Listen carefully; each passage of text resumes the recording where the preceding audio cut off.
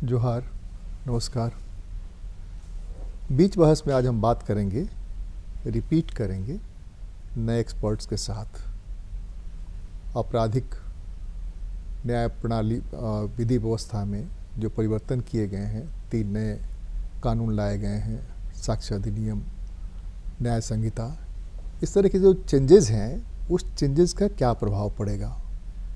पहले जो धाराएं थी उन धाराओं में से 158 मर्ज कर दिया गया है या वहाँ से हटा दिया गया है। तो उन धाराओं के तहत जो केस मुकदमे होते थे, जिसके बारे में लोग जानते थे कि 379 है, 144 है, या इस तरह की बहुत सारी धाराएं हैं, उनमें से कुछ को जो मर्ज किया गया उसका प्रभाव क्या होगा।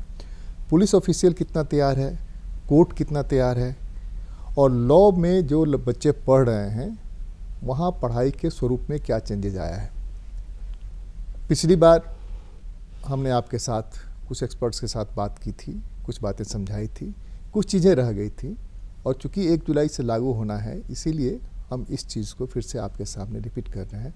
और इस बार पूर्व की तुलना में थोड़ा ज़्यादा बड़े एक्सपर्ट हैं। आइए हम बात करते हैं, पहले परिचय करा दें। हमारे साथ हैं अखिलेश झा, जो IG पुलिस हैं दक्षिणी छोटानागपुर के। स्वागत है आपका। हमारे साथ हैं अनिल सिंह जी। अनिल सिंह जी पब्लिक प्रोसिक्यूटर हैं, लोक अभियोजक, रांची में। आपका भी स्वागत है। हमारे साथ हैं शुभम श्रीवास्तव, जो सीनियर असिस्टेंट प्रोफेसर हैं नेशनल लॉ यूनिवर्सिटी में। आपका भी स्वागत है। और हमारे साथ हैं डॉक्टर उत्कर्ष वर्मा, जो असिस्टेंट प्रोफेसर हैं नेशनल लॉ यूनिवर्सिटी में। आप सबका स्वागत, सबको जोहार, सबको नमस्कार। अखिलेश जी, आपसे शुरू करूं या उनसे शुरू करूं? लॉ के ज्ञान आप ही शुरू करता हूँ। क्या तैयारी चल रही है पुलिस में, जो पुलिस के सबसे ज़्यादा मैटर करने वाले पदाधिकारी हैं, ASI से लेकर के, तो उन लोगों को कैसे ट्रेन कर रहे हैं इस तरह की जो धाराएं परिवर्तित हुई है उसमें केस मुकदमे दर्ज करने के लिए? देखिए, जब से ये निर्णय हुआ कि 1 जुलाई से 2024 से इसको लागू किया जाएगा, तो उसको देखते हुए विभिन्न स्तरों पर प्रशिक्षण कार्यक्रम का स्वरूप बनाया गया। ट्रेनर ऑफ ट्रेनिंग को प्रशिक्षण सर्वप्रथम दिया गया। इलेक्ट्रॉनिक डिजिटल प्लेटफॉर्म है, उसमें भी विभिन्न प्रकार के प्रशिक्षण कार्यक्रमों को अपलोड किया गया है। और एक अभियान के रूप में, अभी चूंकि बीच में इलेक्शन का समय था, उसमें बहुत सारे पदाधिकारी कर्मी इलेक्शन में व्यस्त थे, तो एक अभियान चला करके ये कोशिश की जा रही है कि सबको प्रशिक्षित किया जाए। ये बात सही है, बहुत आवश्यक था ये तीनों कानून में परिवर्तन। काफ़ी सोसाइटी काफ़ी तेज़ी से बदल रही है, नए नए गैजेट्स आ रहे हैं कानून के में, सिर्फ ना अपराध में भी कई प्रकार के परिवर्तन हो रहे हैं, तो उसके हिसाब से ये चेंजेस लाए गए हैं। पुलिस उसके लिए धीरे धीरे तैयार हो रही है, और जो भी नए प्रावधान किए जा रहे हैं उससे प्रशिक्षित किया जा रहा है।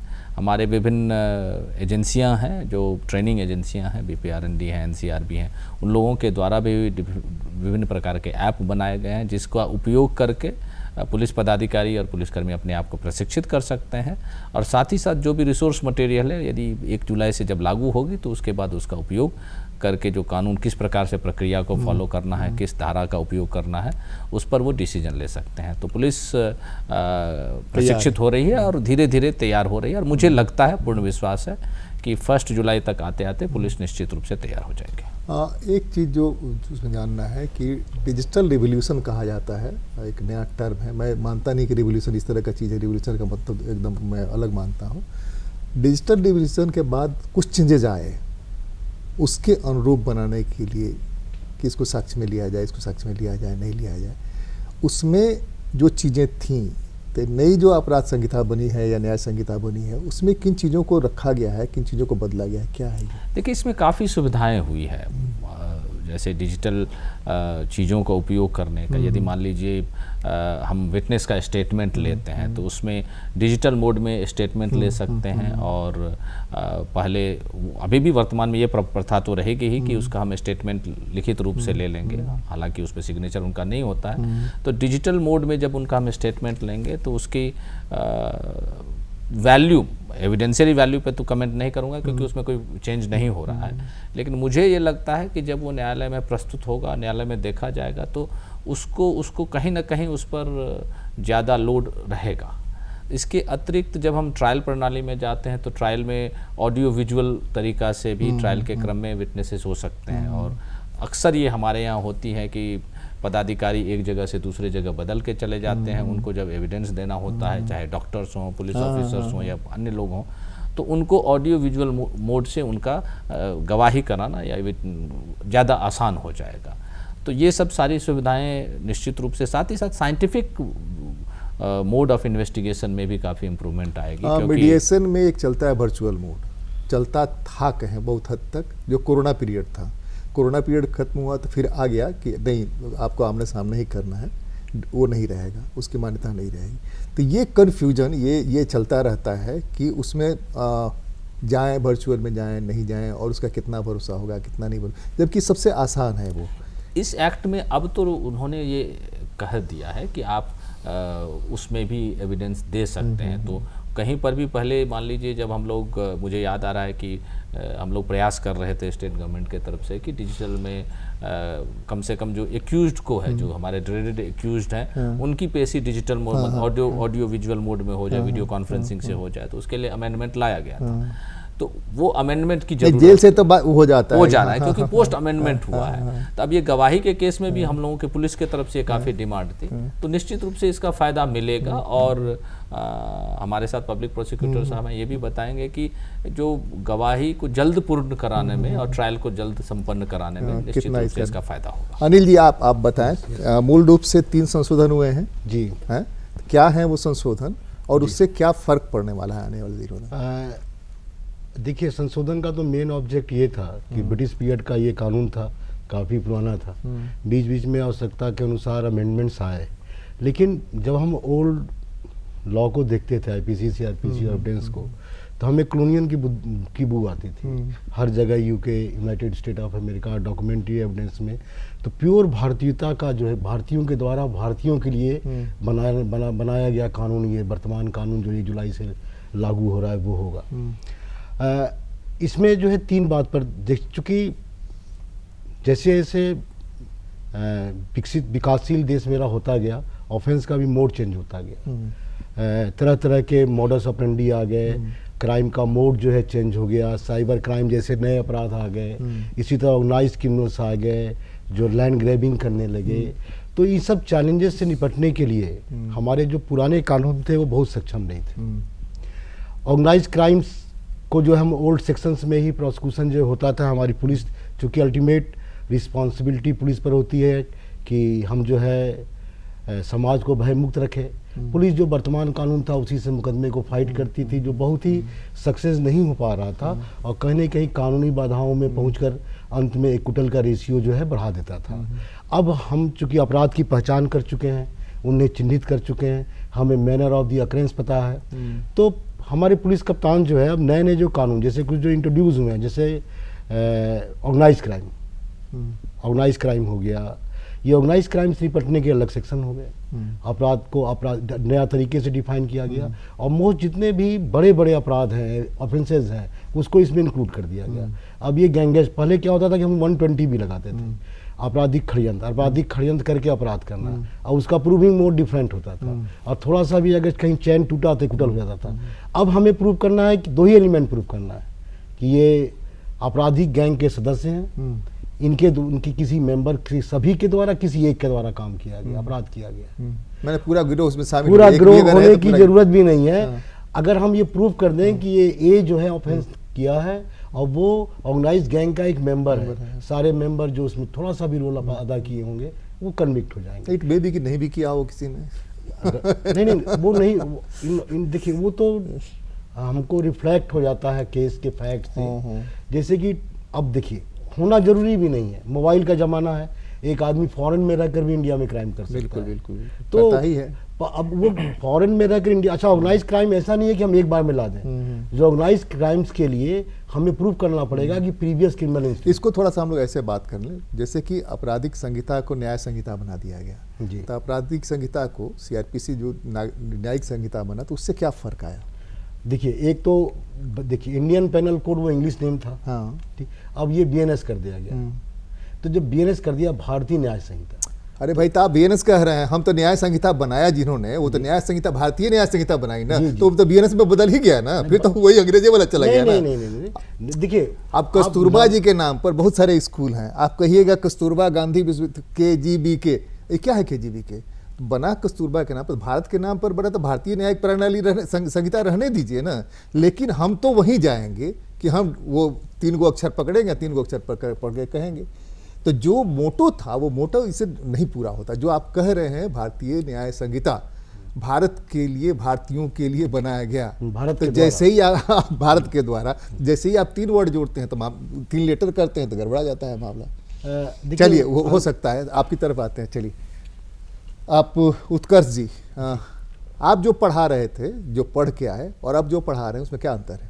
देखिए, जो सबसे बड़ा जिसे हम कहेंगे भारतीय न्याय संहिता के बारे में अगर हम बात करें, जिस विषय में आप चर्चा कर भी रहे हैं, तो सबसे, जैसे आप नाम ही देखें तो उससे ही सब अपने आप में प्रतिबिंबित होता है कि बदलाव क्या है जी। क्योंकि पहले क्या है, आपका इंडियन पेनल कोड, भारतीय दंड संहिता, अब जो उसका नाम आ गया वो भारतीय न्याय संहिता।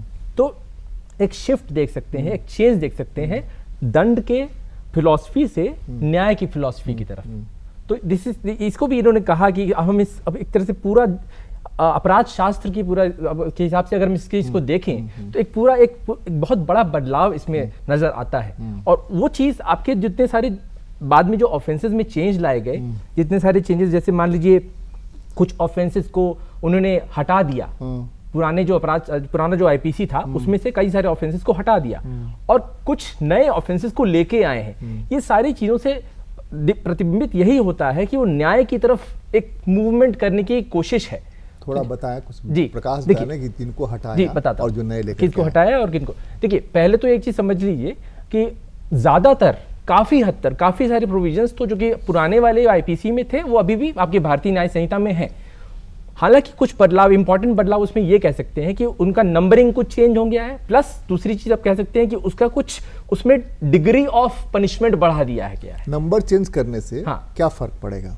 उससे कुछ आमूलचूल परिवर्तन तो नहीं आएगा, क्योंकि वो एक होना पॉसिबल था, वो ऐसा करना पड़ा क्योंकि जैसे उन्होंने पहले भी बोला सर ने कि उसमें से ब्रिटिश जो रेफरेंसेस थे उनको हटा दिया, क्वीन का रेफरेंस हटा दिया या गवर्नमेंट ऑफ इंडिया का रेफरेंस हटा दिया, वो सारी चीजें हटा दिया। तो वो तो होना लाजमी था कि आपका नंबर चेंज होना है। तो एक बात ये थी कि नंबर चेंज हुआ। दूसरा जो है, एक चीज ये है ना कि जब उन लोगों ने, अंग्रेजों ने कानून बनाया था अपने रूल करने के लिए बनाया था, है ना जी, मूलभूत अंतर ये है। तो अब जो है यहाँ पर न्याय दिलाने के लिए कानून बना। इसमें मैं कुछ ऐड करना चाहूंगा। देखिए, जब जैसे ही दंड संहिता से न्याय संहिता पे आप जाएंगे तो जस्टिस के तरफ देखेंगे तो जस्टिस फॉर हुम ये आएगी कि भाई जस्टिस किसको, जस्टिस तो जस्टिस तो चाहिए विक्टिम को या विक्टिम के परिवार, करके रखा है कुछ, तो जस्टिस फॉर हुम, जस्टिस विक्टिम के लिए चाहिए, उसके परिवार के लिए चाहिए। जो भारतीय न्याय संहिता है इसमें विक्टिम सेंट्रिक अप्रोच है। ऐसी ये बात सही है कि बहुत सारी धाराएं, बहुत सारी अपराध की धाराएं या उसका डेफिनेशंस को पुराने में रखे गए हैं, लेकिन अप्रोच इसमें बदला गया है और उसमें अप्रोच में यहाँ विक्टिम को प्राथमिकता दी गई है। यदि किसी के कमिटल के केस में या फिर चार्जशीट के केस में, इंफॉर्मेशन के केस में, या फिर यदि आप ट्रायल के केस में, इन सारी चीज़ों पर कई बार शुरू से आप देखेंगे तो कहीं न कहीं विक्टिम बाहर थे, उनको इनकॉर्पोरेट किया गया है। और कोशिश ये है, ये अप्रोच यही है, फिलॉसफी यही है कि उनको न्याय मिले और जिसने भी अपराध किया हो उसको उचित दंड मिले, ताकि पूरी व्यवस्था में एक न्याय की व्यवस्था स्थापित हो सके। मैं आपकी तरफ आऊंगा, थोड़ा सा आप इंतजार करिए, मैं आपकी तरफ आऊंगा। इसमें कुछ ऐड करना चाहूंगा, प्लीज थोड़ा अनिल जी को सुन लेते हैं। इसमें एक चीज हम जानना चाहते हैं, न्याय संहिता जो बनी है, पहला हुआ सनहा या FIR, वहां से चले हम तो साक्ष्य पर आया, फिर सुनवाई चली। तो ये डेट इस न्याय संहिता के बनने से तारीख पर तारीख में कोई अंतर आएगा? यस, देखिए पहले तो हम एक चीज जोड़ दें सर की बात में। जी, पहले ओल्ड लॉ जो ये था कि 100 दोषी छूट जाए, एक निर्दोष को सजा ना हो। अभी जो ये बदलाव लाया उसको अगर एक लाइन में हम एक्सप्लेन करें तब ये आया है कि निर्दोष भी ना फंसे और दोषी भी ना छूटे। चलिए, ये मार्वलेस गोल्डन लाइन है, ये ऑब्जेक्ट है। इसीलिए दंड की जगह पर भारतीय Nyaya Sanhita, nyaya to every person, not only to one victim, also towards the accused. अगर केस प्रूफ नहीं है आप जाइए, जो इसके लिए त्वरित अनुसंधान का सबसे पहले जब इन्वेस्टिगेशन कंप्लीट होगा तो हम जो है क्राइम पीपी साहब अनुसंधान कौन करेगा? पुलिस बल में इतनी कमी है संख्या की, करेगा कौन अनुसंधान? फिर वही तारीख पर तारीख चलेगा। नहीं चल पाएगा, नहीं चल पाएगा। जब मैंडेटरी प्रोविजन आ जाएगा, जैसे कि रेप के केसेस, क्या करेगा पुलिस? सर चार्जशीट करना होगा। अगर लॉ ये कह देगा कि रेप के केसेस करके हैंड ही नहीं है तो करेगा क्या? चार्जशीट किसको करते हैं? इतना भी हैंड नहीं है, कम है। हमारी पुलिस जो है 24 आवर वर्क करती है। वर्क तो करते हैं। आप ये कह सकते हैं कि इस न्याय, अगर हम आलोचना करें दंड संहिता की, तो हम ये कह सकते हैं कि लाइन ऑर्डर और इन्वेस्टिगेशन टीम को अभी भी कंबाइंड रखा गया। तो ये स्टेट का है, स्टेट चाहे तो अपना रूल्स बना के इसको सेपरेट कर सकती है। दूसरा, तारीख पे तारीख की जो बात है, तो जुडिशियल पेन पर भी कंट्रोल किया है हमारा सीआरपीसी। अब देखिए, चार्जशीट होने के बाद चार्ज का लिमिटेशन कर दिया कि आपको इतने दिन में चार्ज फ्रेम कर देना है। उसके बाद अगर एडजर्न करना है तो स्पेशल रीजन असाइन करना है। कमिटमेंट एक्चुअली होता है क्या, जो हीनियस ऑफेंसेस होते हैं पुलिस लोअर कोर्ट में चार्जशीट करती है और लोअर कोर्ट उसको सेशन कोर्ट में कमिट करता है। कमिटमेंट का टाइम 90 डेज दे दिया। पहले सालों साल लग जाता था। पहले क्या था कि पुलिस जो है, जजमेंट आया था, हमारी पुलिस जो है कॉपी सप्लाई करती थी, उसको उसके बाद जो है केस कमिट होता था। कॉपी हमारी पुलिस सप्लाई कर रही है, ऐसा नहीं है, लेकिन उसके बाद भी कमिटमेंट पे हेयरिंग के नाम पर लंबा समय खिंचता था, जिससे हमारा जो है क्रिमिनल जस्टिस सिस्टम जो है सस्पेंड बहुत दिनों तक रहता था, इन एवेंस में होता था। अब वो तो 3 महीना, 9 महीना, 6 महीने का जो टाइमिंग दे दिया है, तो court is also bounded to follow that times. तो इससे जो है न्यायिक प्रक्रिया में, आपराधिक न्याय प्रक्रिया में गति मिलेगी और निसंदेह गति मिलेगी। चलिए शुभम जी, कुछ शुभ बताइए जी।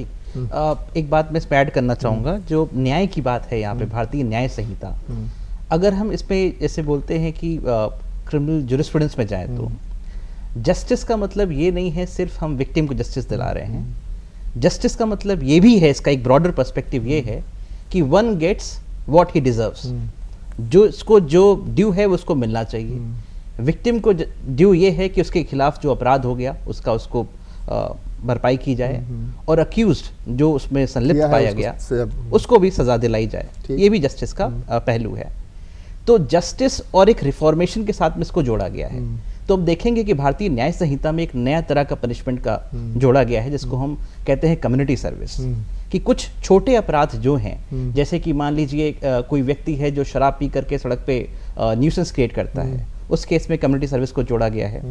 थेफ्ट के छोटे मामलों में कम्युनिटी सर्विस को जोड़ा गया है। पब्लिक सर्वेंट के द्वारा कुछ किए गए अपराध, उनमें कम्युनिटी सर्विस जोड़ा गया है।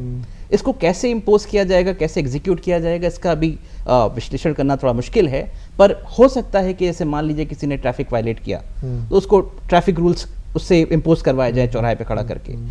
ये भी हो सकता है किसी बच्चे को या किसी व्यक्ति को जो बाल सुधार गृह है वहां पे लगाया जाए, या वृद्धाश्रम में लगाया जाए, या ऑर्फनेज में लगाया जाए। ये एक अभी भी कुछ पुलिस वाले जो सेंसिटिव हैं वो इस तरह का काम करते हैं। जैसे एक घटना रांची की मैं बताऊं, एक आदमी बिना हेलमेट के जा रहा था, पुलिस ने पकड़ा, ट्रैफिक पुलिस ने, और कहा कि भाई आपका हेलमेट कहाँ, हम आपको फाइन काटेंगे। बोला कि हम हेलमेट खरीदने जा रहे हैं। बोला गाड़ी यहाँ रखिए, जाइए हेलमेट खरीद के लाइए और गाड़ी ले जाइए, ठीक है ना। एक को कहा कि ठीक है, आप कुछ देर रह करके यहाँ ट्रैफिक के हाथ दीजिए हमारे साथ और यहाँ खड़े रहिए। ये तो पहले भी होता रहा। ये इम्पोजिशन, अरविंद पांडे जब यहाँ पर थे, यहाँ पर एएसपी थे, तो उन्होंने किया कि ठीक है भाई हम करते हैं। एक वो पर्चा छपवाया, बोला कि 100 पर्चा बांट करके उसे लिखवा करके आओ कि हमने पर्चा बांटा ट्रैफिक रूल का वायलेंस की। तो ये चीज़ें तो चलती रही है। जुडिशियरी में भी, जुडिशियरी में हाल की घटना है जिसके चलते वो जज का ट्रांसफर हो गया, जेएम थे, जिन्होंने कहा कि ठीक है तुमने अगर ये सांप्रदायिकता का काम किया है तो ये लो और ये जा करके बांट करके आओ। इसके नाम पर हंगामा हो गया, तुम्हारा ट्रांसफर हो गया।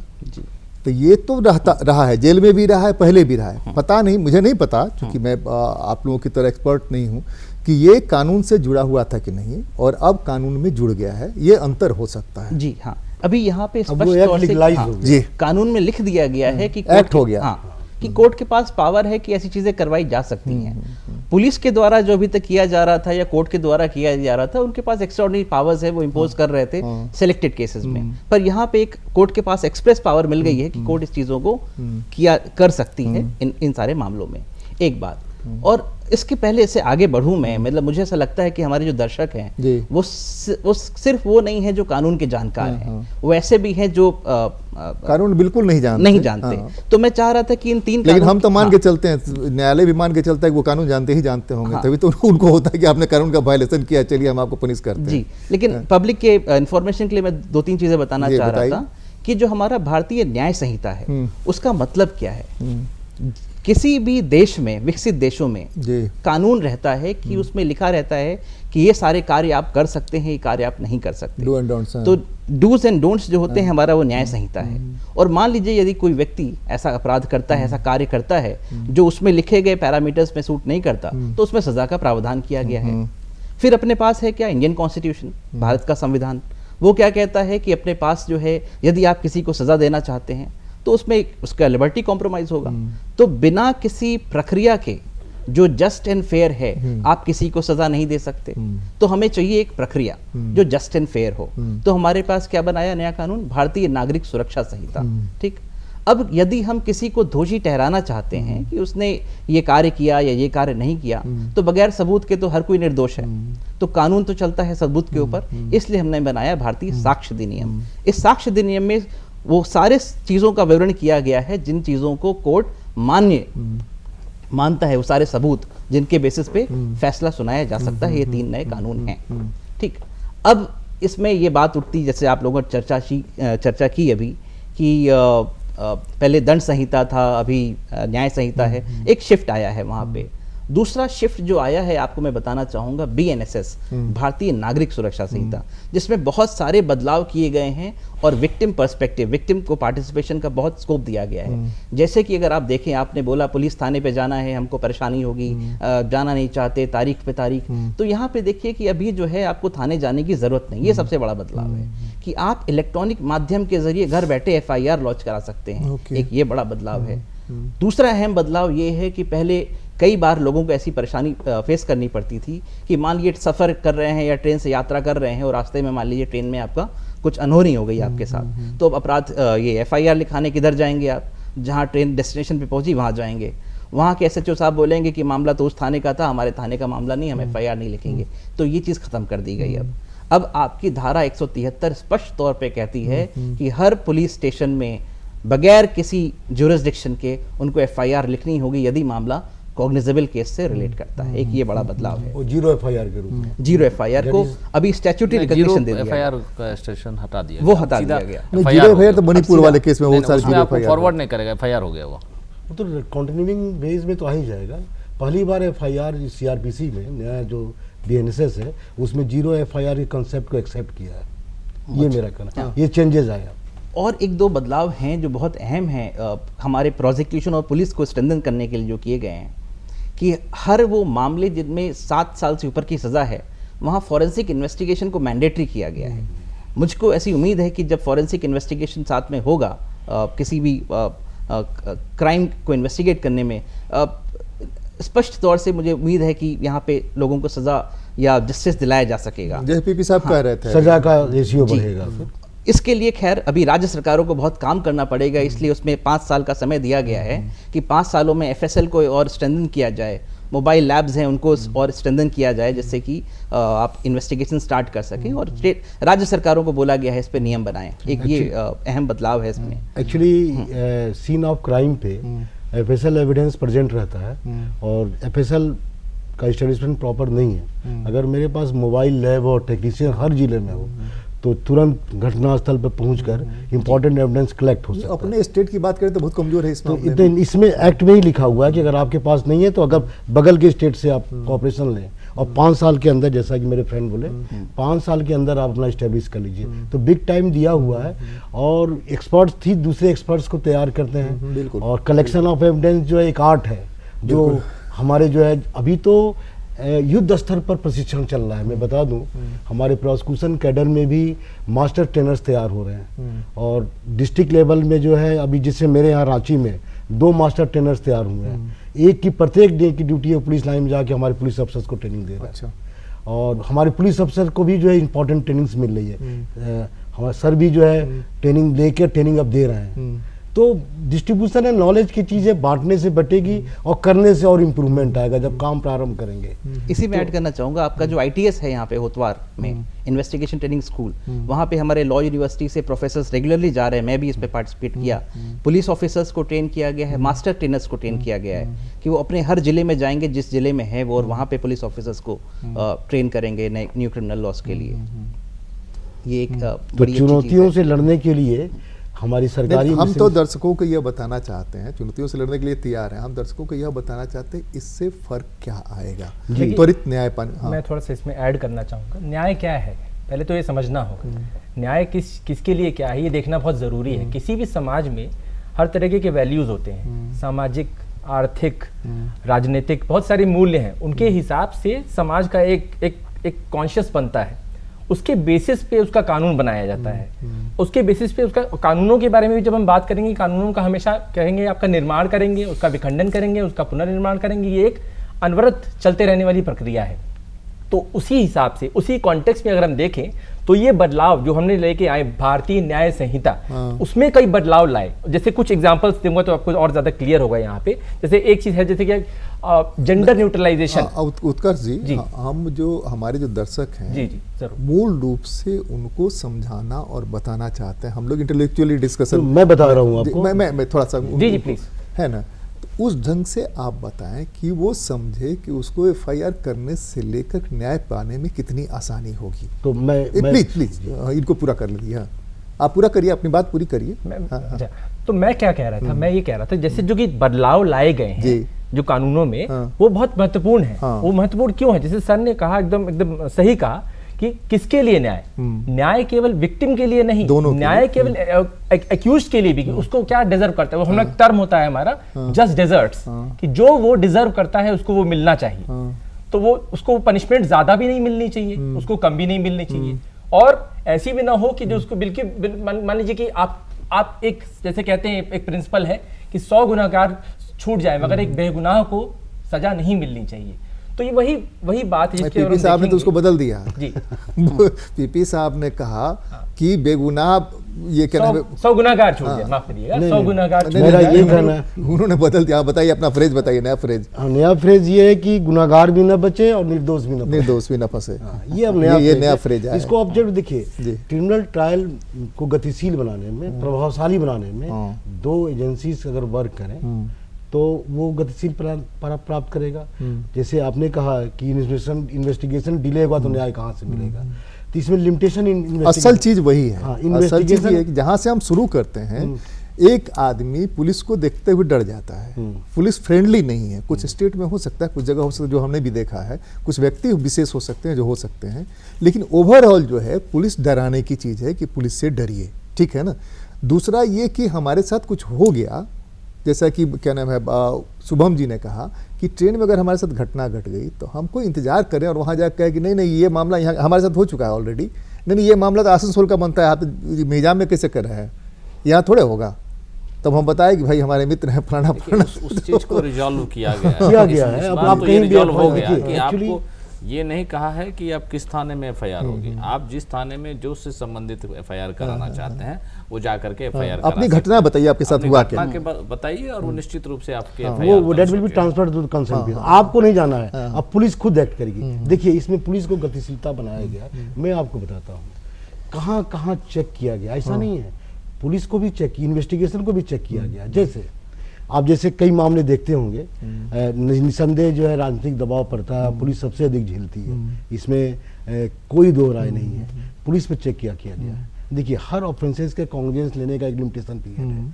मोटा मोटा मान लीजिए कि कोई भी ऑफेंस जो 3 साल का है उसको आप 3 साल से अधिक इन्वेस्टिगेशन नहीं कर सकते। कॉन्ग्रेस 3 साल के अंदर करना है।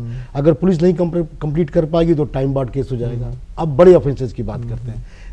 बड़े ऑफेंसेस में रेप का तो टाइम लिमिट कर दिया, वो बांधना ही, उसको उस सीमा के अंदर आरोप पर समर्पित करना ही है। और तीसरा जो सबसे बड़ा हैडल था, फर्दर इन्वेस्टिगेशन, जो सर भी एक्सेप्ट करेंगे।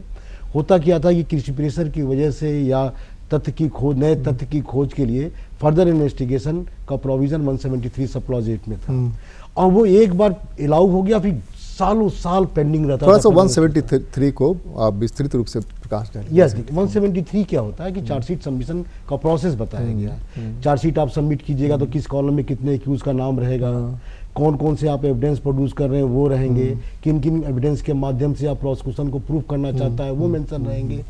इसी में अगर मान लेते हैं कि आफ्टर सबमिशन ऑफ चार्जशीट अगर पुलिस को लगता है कि नहीं पूरा एविडेंस कलेक्ट नहीं हुआ या कोई निर्दोष भी फंस गया है इसमें, तो सर्टेन एविडेंस कलेक्ट करने पर न्याय मिल सकता है, तो वो फर्दर इन्वेस्टिगेशन कोर्ट से फॉर्मल परमिशन लेकर औपचारिक अनुरोध करके हम लोग करते थे।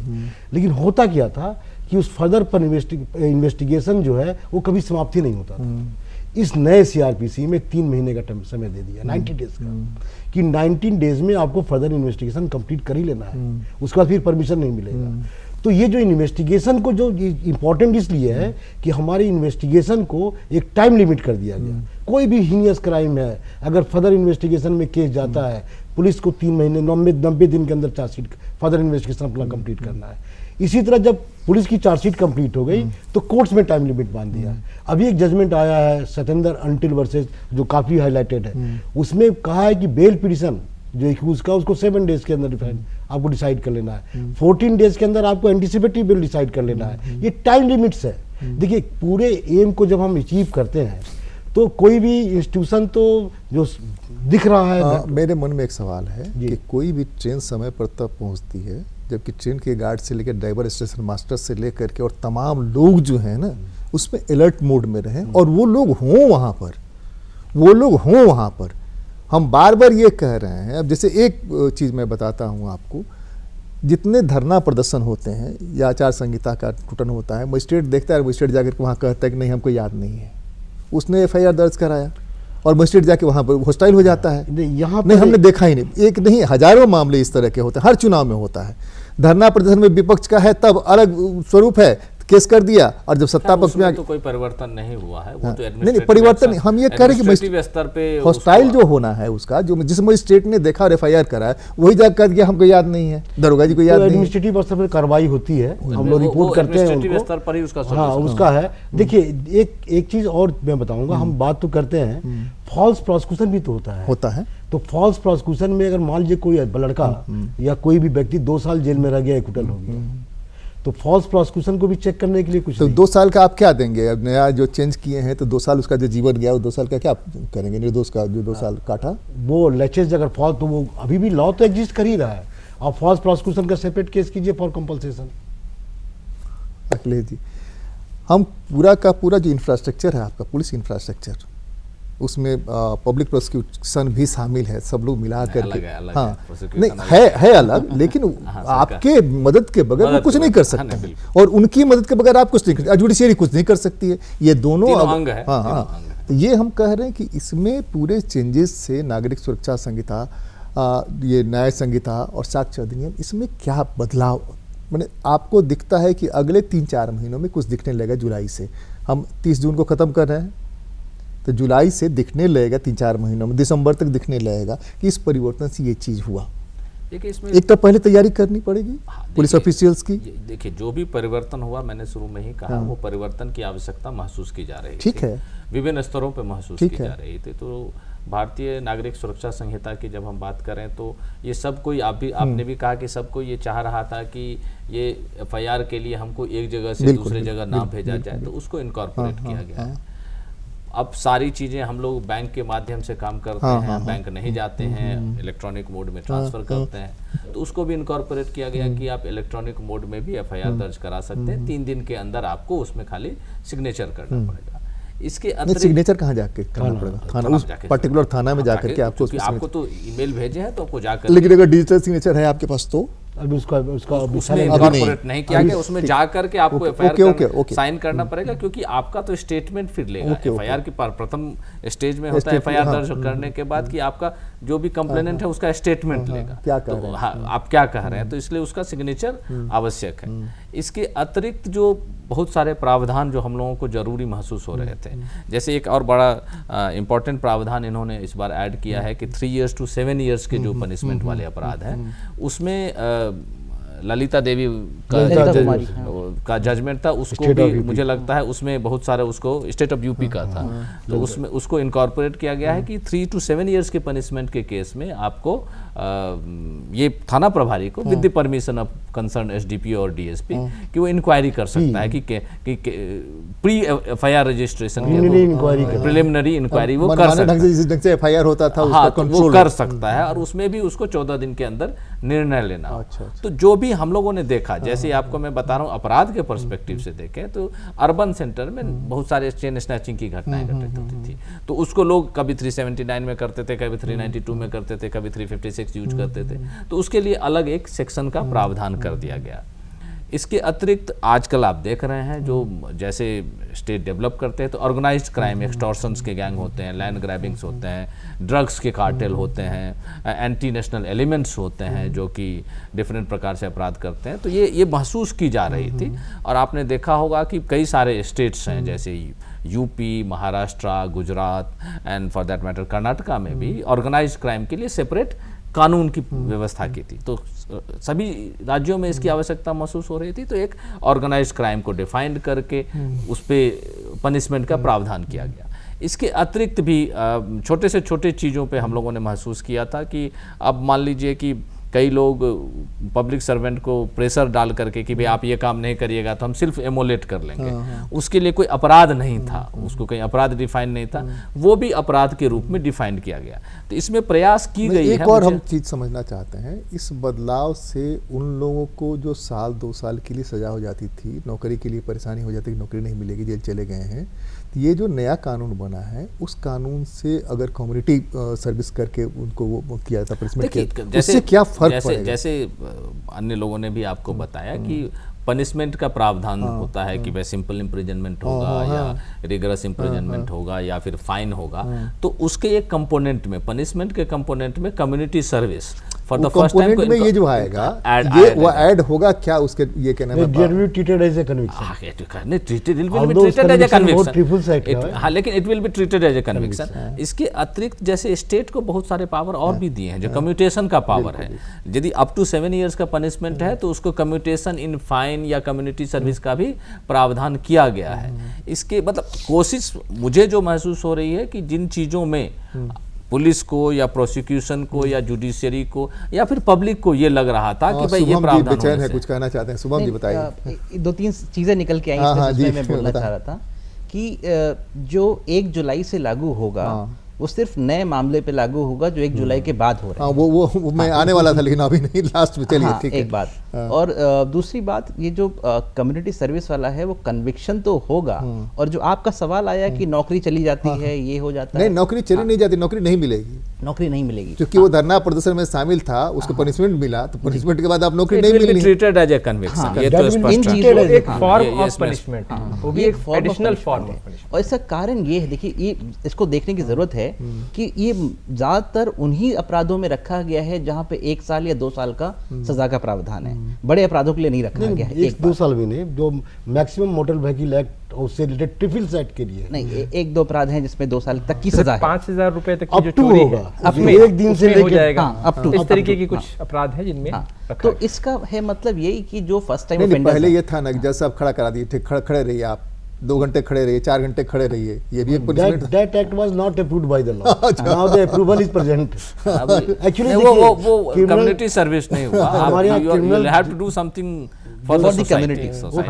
जो इंडिया में जो क्रिमिनल जस्टिस सिस्टम जो अडॉप्ट हुआ है वो रिफॉर्मेटिव थ्योरी और प्यूमिटिव थ्योरी दोनों को जो है को अडॉप्ट किया गया है। जहाँ छोटे मामले हैं वहाँ रिफॉर्मेटिव थ्योरी, देखिए फांसी की सजा जो है पूरे बहुत सारे वर्ड में बंद है, लेकिन हमारे यहाँ फांसी अपने यहाँ भी चल रहा है कि भाई हटा लीजिए, लेकिन नहीं, इसको नहीं, इसको उसके ऑप्शनल फॉर्म में जहां फांसी की सजा थी वहां लाइफ इम्पीचमेंट भी करके जज के ऊपर छोड़ दिया है। अगर रेयर ऑफ द रेयरेस्ट मामला आता है तो फांसी दीजिए, अदरवाइज लाइफ इम्पीचमेंट कर दीजिए। उसमें भी बहुत लंबा है, राष्ट्रपति तक जाइए, राष्ट्रपति के यहाँ से भी तो रिफॉर्मेटिव थ्योरी हमारे यहाँ अधिक प्रिवेल कर रही है। हमारे यहाँ जैसे provision of offender act already present है जिसमें 3 साल तक की सजा है, उसमें एडमोनिशन करके छोड़ देते हैं, इसके लिए कम्युनिटी सर्विस की भी बात नहीं है उसमें। तो हम रिफॉर्मेटिव थ्योरी को बहुत पहले से एक्सेप्ट किए हुए हैं। ये कम्युनिटी सर्विस जो है वो ट्रिपल्स एक्ट के लिए that will be treated as a conviction, but ये रिफॉर्मेटिव थ्योरी का एक फॉर्म है जहां जज को लगा कि नहीं एडमोनिशन से जेल भेजने से इसकी करियर स्पॉइल हो सकती है, तो एक टोकन पनिशमेंट के रूप में उसको दे दिया जाता है। यही, लेकिन वो काउंट तो होगा ना, हाँ it will count, but will be not affected upon the job of a person. एक दिन आप जेल में नहीं गए हैं, आपको जो सुबह से शाम तक 5 दिन सर्व कर दिया गया, तो हमें नहीं लगता है कि ये पनिशमेंट जो है किसी कैरियर को डिस्ट्रॉय करेगा, क्योंकि रिफॉर्मेटिव थ्योरी का फॉर्म है। रिफॉर्मेटिव थ्योरी का ये कहना है कि अपराधी को नहीं मारिए, आपराधिक मन को मारिए। अपराधी को नहीं खत्म कीजिए, उसके मनोवृत्ति को खत्म नहीं, कीजिए। कैरेक्टर सर्टिफिकेट लेने के लिए जब अखिलेश जी के पास जाएंगे तो क्या लिखेंगे ये? कन्विक्टेड कम्युनिकेट सर्विस हुआ है। कन्विक्टेड लिखा जाए, कन्विक्टेड लिखे तो कन्विक्शन अब जो जैसे है। इसमें एक चीज बोलना चाह रहा था मैं कि देखिए ये जो आपका जुनाइल जस्टिस एक्ट है हाँ। उसमें स्पष्ट तौर पे लिखा गया है कि जो 18 साल से कम उम्र के लोग हैं या बच्चे हैं वो किसी अपराध में संलिप्त पाए जाते हैं, उन पे ये वाला प्रोहिबिशन अप्लाई नहीं होता। बट जो आपका बीएनएस है या 3 कानून ये हैं, इनमें कहीं पे नहीं लिखा गया इसके बारे में। हीनियस क्राइम में तो उसमें भी है ना, जो जुवेनाइल हैं कि अगर 18 तक पहुंचने वाले हैं, हीनियस वाले में, हीनियस में है हाँ। एप्लीकेबल तो होगा। जज पे Otherwise- छोड़ा है कि 16 से 18 साल के बीच में वो 16 से 18 दिन का अडल्ट ट्रायल हो रहा है भाई।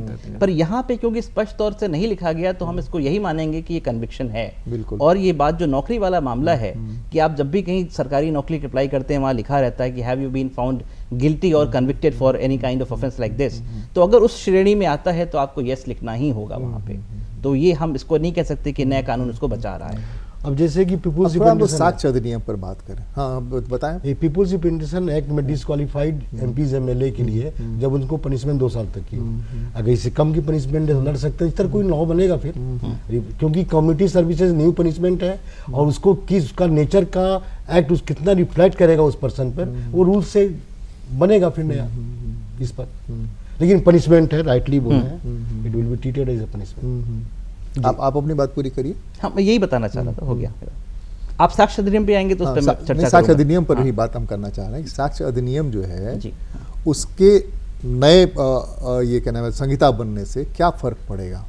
कुछ जैसे चीज़ों- कि अखिलेश जी ने बताया, पीपी साहब ने बताया कि फास्ट हो जाएगा जी कंपेरेटिवली आज जो चल रहा है उससे तेजी आएगी और उसमें पनिशमेंट का या छोड़ने का दोनों को फायदा होगा। जी। एक तो टाइम पर होगा, आप बताएं। कुछ चीज़ें मैं आपको पॉइंट वाइज हाँ, बताएं। सिरे से बताना चाहता हूँ। जो आपका बीएनएसएस है, नागरिक सुरक्षा संहिता, उसमें देखिएगा सब जगह पे- बीएनएसएस मत करिए, उसको नागरिक नहीं, उसे हाँ, सुरक्षा संहिता ही हाँ, रहने नागरिक दीजिए। सुरक्षा संहिता की बात रहने करते दीजिए हैं उसका, हाँ। और इसको हम साथ में रिलेट करके समझते हैं। जो आपका नागरिक सुरक्षा संहिता है, इसमें देखिए जगह जगह पे पुलिस जब इन्वेस्टिगेशन कर रही है, ये ऐड किया गया है कि पुलिस स्टेटमेंट रिकॉर्ड करते समय या सर्च करते समय उस समय मोबाइल फ़ोन का इस्तेमाल करे और वीडियोग्राफी करे। एक बात। दूसरी बात, एफआईआर भी ऑनलाइन फाइल हो रही है। तीसरी बात, जब पुलिस जो है पुलिस रिपोर्ट फाइल करती है धारा 193 के अंदर, तो उसमें भी बोला गया है हार्ड कॉपी के साथ में एक सॉफ्ट कॉपी भी फाइल करनी है इलेक्ट्रॉनिक माध्यम के जरिए।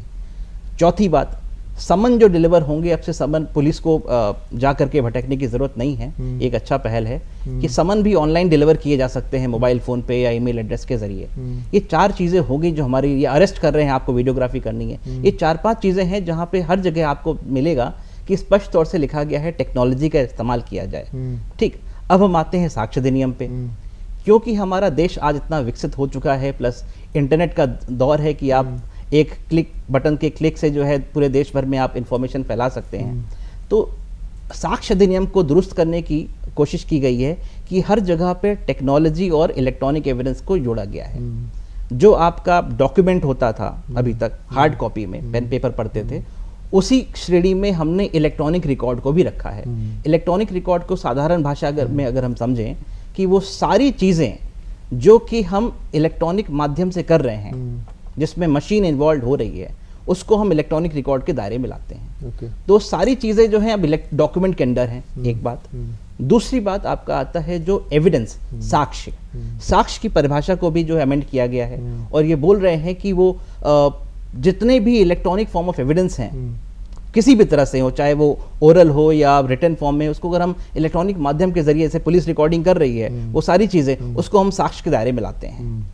फिर हम जब आगे बढ़ते हैं, आपको जो पुलिस को बड़ी परेशानी होती थी या प्रोसिक्यूशन को भी होता था 65B का सर्टिफिकेट वाला मामला, उसमें बड़ा कंफ्यूजन रहता था एविडेंस एक्ट के अंदर, साक्ष्य अधिनियम में, उसको भी क्लैरिफाई किया गया है। वहाँ पे भी आप देखिए तो जो इलेक्ट्रॉनिक के अराउंड चीज़ें हैं उनको बहुत ही ब्रॉड किया गया है, परिभाषा को ब्रॉड किया गया है। तो अभी जितने भी चीज़ों में आप चीज़ें स्टोर कर रहे हैं, जैसे अब थोड़ा सा टेक्निकल टर्म्स यूज़ करूंगा मैं यहाँ पे, उसको फिर एक्सप्लेन करूंगा कि जब भी हम कोई इलेक्ट्रॉनिक डिवाइस परचेज करते हैं मार्केट से जा करके, चाहे पेन ड्राइव हो गई या हार्ड डिस्क हो गई, उसको हम इलेक्ट्रॉनिक डिवाइस के दायरे में रखते हैं। ओके।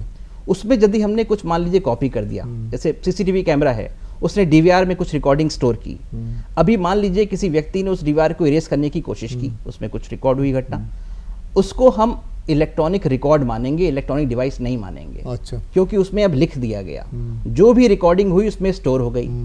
अब उसको अगर इरेज भी कर दिया जाए तो भी जो हम इसको इलेक्ट्रॉनिक रिकॉर्ड मानेंगे। क्यों? क्योंकि हर डिवाइस में आज के समय एक कह लीजिए हिडन मेमोरी होती है जिसमें फाइल स्टोर होती है। सॉफ्टवेयर के जरिए उस चीज़ों को हम रिट्रीव कर सकते हैं। तो जो साक्ष्य अधिनियम का जो डेफिनेशन ब्रॉड किया गया है, इन सारी चीज़ों को उसमें जोड़ा गया है कि आप जो है डीवीआर अगर मिला तो ये आप, तो काम हो ही रहा था। ये पहले भी था। Judgment था, आईटी पहले एक्ट में, इसी को आईटी insert एक्ट किया में गया। इसको प्रावधान देखिए, जो भी चीजें थी उसको समझना पड़ेगा, कहीं ना कहीं उसके प्रावधान थे, ऐसा नहीं था। आईटी एक्ट में डॉक्यूमेंट्स का जब डिफिनीशन था, या आईटी एक्ट जब लाया गया तो अमेंडमेंट हुआ हमारा इंडियन एविडेंस एक्ट में, डॉक्यूमेंट्स इंक्लूड्स इलेक्ट्रॉनिक डॉक्यूमेंट्स, वो प्रावधान थे। लेकिन आप स्पेशलाइज्ड एक्ट से आप उसको जनरल एक्ट में ला रहे हैं, और अब जब प्रावधान कर रहे हैं कि पुलिस जो है सो जब सर्च एंड सीजर करेगी तो मोबाइल से वीडियोग्राफी कर सकती है, तो ऑब्वियसली अब मोबाइल से जब वीडियोग्राफी कर ली तो उसका कोर्ट में एडमिसिबल हो, तो जो ये बता रहे थे कोर्ट में यदि एडमिसिबल हो तो उसका कहीं ना कहीं आपको प्रावधान करना पड़ेगा। जो भी इलेक्ट्रॉनिक रिकॉर्ड्स को जब आप प्रस्तुत कर रहे हैं तो वो उसको कहाँ कैसे एडमिसिबल हो सकता है, उसका साक्ष्य अधिनियम में प्रावधान करना पड़ेगा। एक चीज लेकिन मैं और कह रहा हूँ, जो एक चैलेंजेस के रूप में आ रहे हैं, हम लोगों ने तो बात की कि क्या क्या चीजें हुई हैं, चैलेंजेस के रूप में आएंगी, जो कि एआई का युग आ गया है, इलेक्ट्रॉनिक रिकॉर्ड्स का अब उसकी जेन्युइनिटी पे कि किसी प्रकार से उसमें चेंजेस नहीं लाया गया है। अभी भी इस पर हंगामा होता है कि बना दिया जाता है, ये कर दिया गया। उसमें लेकिन टेक्नोलॉजिकली तो प्रावधान है, थोड़ा टेक्निकल बात हो जाएगी कि कोई भी इलेक्ट्रॉनिक डॉक्यूमेंट्स होता है या कुछ होता है तो उसका हम लोग कंप्यूटर सीज करते हैं या लैपटॉप सीज करते हैं या जो भी चीज सीज करते हैं तो उसका हैश वैल्यू हम लोग निकालते हैं, और यदि वो हैश वैल्यू हमको बताता है कि यदि उसमें कुछ चेंजेस लाई गई कि नहीं लाई गई है। तो ये सब प्रावधान जब हम मान लीजिए कि डॉक्यूमेंट को सीज किए हैं या फिर स्टेटमेंट लिए हैं तो उसका एक सर्टेन हैश वैल्यू होगा, और कोर्ट में जब प्रस्तुत किया जाएगा तो कोर्ट में भी वो प्रावधान होना चाहिए कि उसका हैश वैल्यू से मिलान टैली करेगा कि हैश वैल्यू सेम रहा है कि नहीं रहा। ये चैलेंजेज है, लेकिन इसमें बड़ी चीज ये है कि इसको उन्होंने जहाँ पे भी इस सेक्शन को लाया है उन्होंने में लिखा है, मे इंक्लूड, शैल इंक्लूड नहीं है। तो मतलब आप ये एक आपको रास्ता बताता है कि किस तरफ चलना है, और उधर आप 3 साल 4 साल 5 साल की तरफ चले जाइए। प्रोग्रेसिव धीरे लॉ है तो उसको उस हिसाब से पॉजिटिव माना जा सकता है। किया गया है एविडेंस एक्ट में कि देखिए साक्ष्य दो तरीके से होते हैं मोटा मोटी, एक जो ऑरल टेस्टिमोनी मौखिक साक्ष्य और दस्तावेजी साक्ष्य। तो दस्तावेजी साक्ष्य में इलेक्ट्रॉनिक एविडेंस को, इलेक्ट्रॉनिक डिवाइस को इंक्लूड कर दिया है, तो डिफिनेशन वाइड कर दिया। लेकिन एक चीज़ और इम्पॉर्टेंट है, जैसा कि सर बताया कि इसका जो है जो परफेक्ट है नहीं, इट में भी टेम्परिंग के चांसेस रहते हैं। लेकिन टेम्परिंग के चांसेस कब रहते हैं? जब ओरिजिनल डिवाइस से दूसरे डिवाइस में हम पास ऑन करते हैं, जीआर नंबर जब चेंज होगा, जैसा कि बताया तब। तो इसीलिए भारतीय साक्ष्य अधिनियम जो नया वाला लागू हो रहा है उसने इस बात को एक्सेप्ट किया है, और इलेक्ट्रॉनिक एविडेंस के ओरिजिनल डॉक्यूमेंट को ही डॉक्यूमेंट को आना है, इसके सेकेंडरी एविडेंस को डिनाइल कर दिया है। 65B का सर्टिफिकेशन आज भी जरूरी है। पहले क्या होता, जैसे मेरा मोबाइल है, मैं आपसे बात कर रहा हूँ, मैंने आपने हमको धमकी दिया, मेरे मोबाइल में स्टोर हो गया, इसके मेमोरी में आ गया। तो अब पहले क्या था कि सर्विस प्रोवाइडर का लिया जाता था, तो बहुत टफ था। अभी क्या है कि सर्टिफिकेट मेरा जो है कि ये 3 लाइन का सर्टिफिकेट कि ये मैसेज मेरे आयु हमसे लेगा कि ये मेरे मोबाइल से का ओरिजिनल फॉर्मेट में है, इसमें कोई छेड़छाड़ नहीं किया गया, ये मोबाइल में ही रखता हूँ और इसकी सत्यता की मैं गारंटी लेता हूँ। ये इलेक्ट्रॉनिक एविडेंस के रूप में दस्तावेजी साक्ष्य के रूप में हो गया। और ये अब ये देखिए, अब ये आवाज उसी पर्सन का है कि नहीं, इस पर जो है सेम टेली कर रहा है कि नहीं, इसमें कोई छेड़छाड़ किया गया है कि नहीं, ये सब्जेक्ट मैटर दूसरा है जो केस की परिस्थितियों के हिसाब से कोर्ट चाहे तो एक्सपर्ट ओपिनियन के रूप में डेफिनेटली लेगा, फोरेंसिक ओपिनियन लेगा। तो ऐसा नहीं कि सारा एविडेंस अपने आप में एब्सोल्यूट होता है सिंगल, वो जब तक कि अदर एविडेंस को कोरोबोरेट नहीं करते हैं। ये और लॉ भी था कि उसको एक्यूज को कन्विक्शन नहीं होगा, और आज भी है। इसी मामले पे एक जजमेंट आया है अभी मद्रास हाई कोर्ट का सन 2023 में, युवराज स्टेट ऑफ मद्रास। उसमें कोर्ट ने ये बोला है कि जो हैश वैल्यू सर ने बात बोली, हैश वैल्यू कम से कम 4 स्टेजेस पे रिकॉर्ड होना चाहिए। जिस समय एविडेंस को सीज किया गया उस समय दूसरा स्टेज जब एविडेंस को कोर्ट में प्रोड्यूस किया गया, तीसरा जब कोर्ट द्वारा एक्सपर्ट को दिया गया इसको एग्जामिन करने के लिए, और चौथा जब एक्सपर्ट फाइल करेंगे दोबारा। अभी 4 को पूरा हो जाने दीजिए, हमारे पास समय कम है, हम थोड़ा सा एआई पर बात करें। जी। आर्टिफिशियल इंटेलिजेंस आने के बाद ये सारी चीज़ें प्रभावित होंगी, पूरा समाज प्रभावित होगा, हो भी रहा है, आज भी प्रभावित हो रहा है।